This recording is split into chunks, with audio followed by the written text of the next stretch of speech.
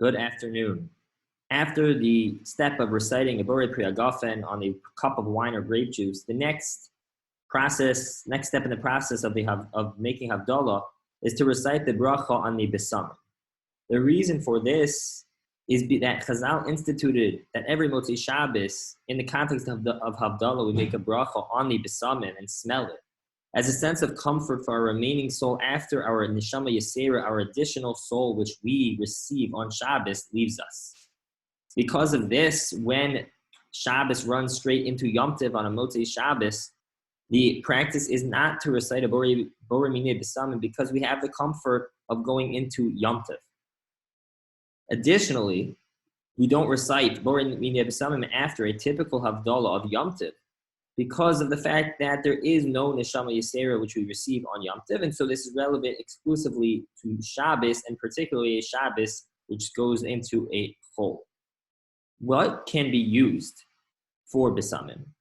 So in general, the halachas which govern what bracha we recite over a good smelling fragrance, there are numerous brachos that we recite. There's Borei Minei Besamim, there's Borei Atzei Besamim, Borei Isvei Besamim, over different means of positive, of enjoyable fragrances.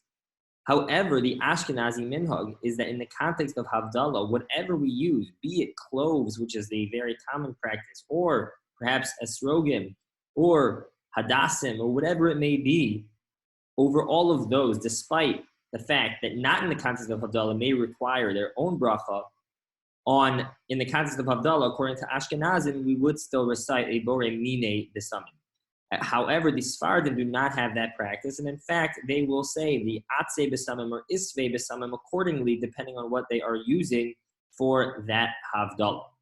If one does not have Besamim and has to skip it altogether, then one still undoubtedly fulfills their obligation of a Havdalah. But if they come upon Besamim at a later point that night, they could still go ahead, and it is appropriate that they still go ahead and smell that to provide their soul that sense of comfort. Finally, a question particularly relevant during the times of COVID is what happens if one cannot smell, if they lose their sense of smell.